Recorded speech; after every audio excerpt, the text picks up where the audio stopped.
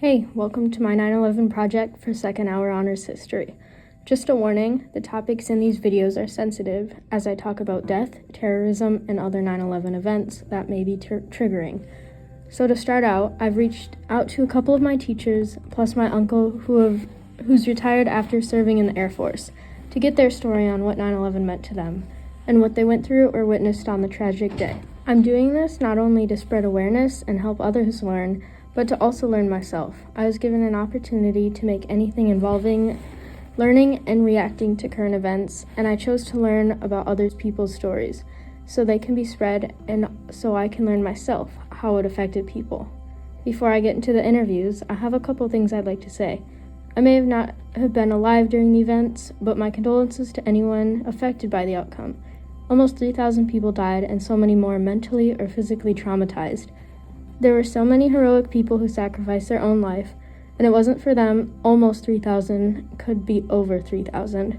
I just wanted to take a moment to admire these people. Now let's get into our first interviewer, one of my physics teachers. I was 2 years old when 9/11 happened. That being said, I do not personally remember it. However, according to my mom, I was eating breakfast and watching Teletubbies. My mom was also watching Teletubbies, so she did not see the news as it was occurring. My grandma called my mom and told her to turn on the news. When she turned on the news, she saw the second plane fly into the tower. She described it as surreal and bone-chilling. She couldn't believe how it was being broadcasted live. She saw people jumping out of windows 50 stories up. She said it was a horrible feeling and sadness for months. To me, this just shows how even if you weren't in New York or had family or friends physically affected, the majority of people still experienced a surreal and bone-chilling view. This affected so many people, even if your experience wasn't as personal as others. It may have just been horrifying to see hundreds of people jumping out of windows because it was a faster, less painful way to die, or maybe they thought it was their last chance at survival. Next, my math teacher also sent in a story. I was a student athlete entering my sophomore year at WMU when the towers fell. I was up early that morning and on my way to the training room. I had left my dorm and was entering the field house through the northwest entrance.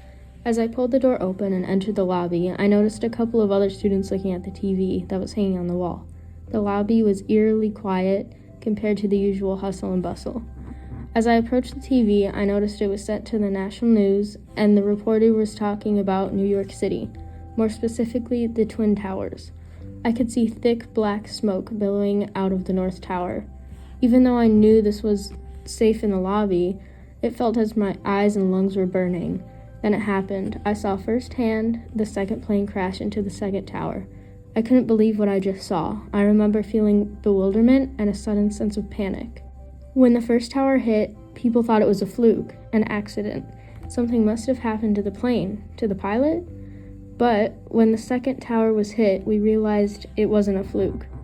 It wasn't until a few days later that I realized a young man, Brad Horn, that I knew from tennis at our local YMCA, was a victim who would ultimately end up losing his life. Brad was from Richland, Michigan. He had the most infectious smile, vivacious personality, stunning blue eyes, and was just all around a great human being. Not to mention he was smart as a whip, the kind of smart you knew would grow up and to do great things. He had just graduated from Yale at 22 years old and had taken a job as a financial analyst for Fred Alger. Fred Alger's office was located on the 93rd floor. The hijacked flight crashed into floors 93 through 99. Fred's office housed 39 employees. 35 of his 39 lost their lives on September 11th, 2001. Brad's life ended before it ever really got started. When I think of him, I'm reminded of Billy Joel's song, "Only the Good Die Young." This is pure proof that 9/11 affected way more than you can imagine. So many people like Brad died that day, the people who were going to grow up and change the world. So many passed way too young, whether it was on the planes or off. It's important to celebrate the lives of the people who died and never forget them.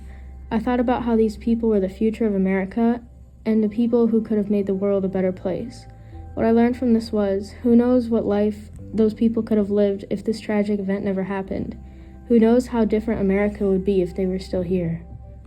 For my last interview, my uncle has a huge story. His experience, as he says, was sort of unique, so I definitely had to ask him to send something in.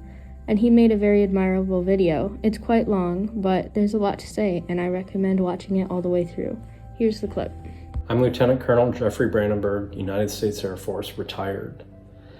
I was born in a small farm town in Michigan and lived there for the first 12 years of my life. It was the 1980s. Patriotism was running high. We celebrated our country and we honored our heroes, the war veterans from World War I, II, Korea, and Vietnam. And it was with this pretense that I decided to join the military when I completed my college degree. And so I departed for officer training school on August 20th of 2001. And of course, 3 weeks later, the world would change. So to understand what 9/11 means to me and what my experiences were, you have to understand that in a military training environment such as officer training school, you're locked in an environment where you're largely shielded from what's going on in the world. Most current events you're unaware of, and even contact with your loved ones, family, and friends is very limited at that point. And so the morning of 9/11, we were gathered in our individual training classrooms, 12 people per room, and we were watching a video and doing our normal lesson as we would start a lot of days. And then what was different about this day was suddenly one of the instructors threw open the door and without entering the room just stuck his head in and said, when you're done with that lesson, you have to turn on CNN right away. There's something big going on. Now, they had done that so quickly that we weren't able to complete our customs and bearings, standing at attention and welcoming him to the room. We just didn't have time. And off he went and shut the door. So we thought that was rather odd. That was very different from what we'd experienced to that point. But we did as we were instructed. We finished our lesson and then we turned on CNN. And to our horror, there we were facing the video coverage of the Twin Towers being struck by the airplanes. And so to be in that environment where so much of what they throw at you is to test your mental fortitude and your fit for duty. I think initially, because of the horrors of what I was watching, I tried to deny it. I didn't want it to be real. I told myself, no, I think this is part of the training. This can't be real. This has to be something the military is doing to test me. But then the more and more I watched it, I said, well, it's a pretty good production. That's some pretty good stuff they got going on there. Maybe this is. It was pure denial. Of course it was real, but I think it was an honest human reaction for most people to sit there and initially say, no, this can't be. But it was. And here I was in the room, some prior enlisted people who had served in the military for multiple years, some who hadn't. And for the next several hours, we discussed what should be happening. How was the military reacting? Who was mobilizing? Why was the president flying in the air? Why shouldn't that aircraft be grounded? Of course, all of this came true. All of this happened. This was just us passing the time and trying to grasp reality. So after several hours, we were all brought in. We were given a few updates in between, but then we were all brought into the auditorium.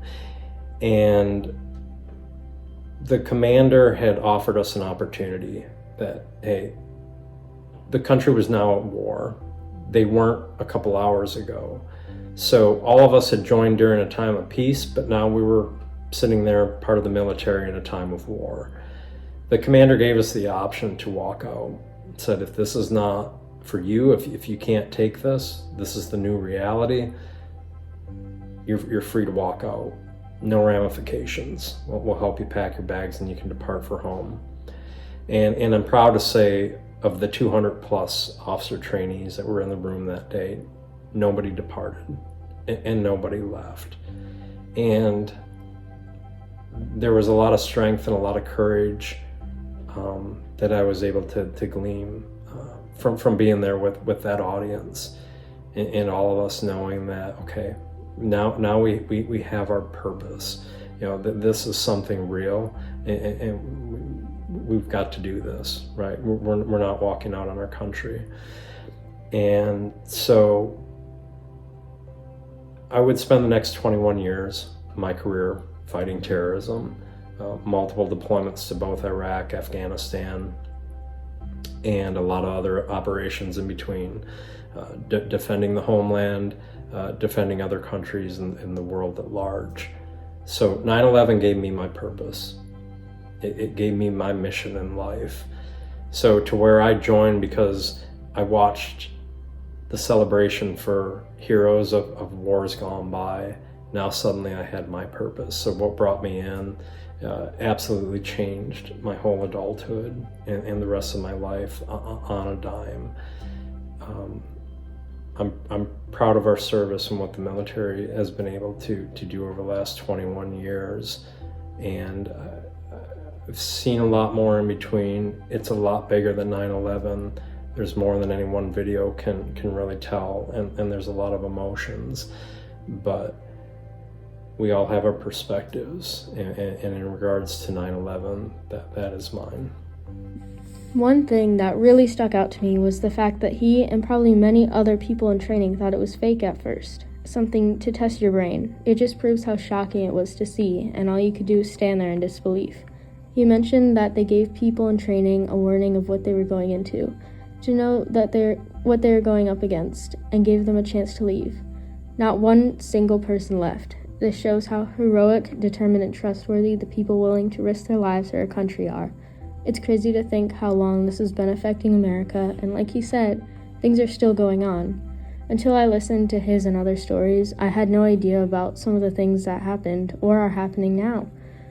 Thank you everyone who sent in stories or videos. I really appreciate you responding, and I want to make sure these stories are remembered and bring more awareness to 9/11. Finally, thank you to anyone watching, helping these stories get out. I hope you understand how 9/11 affected people a little bit more than before.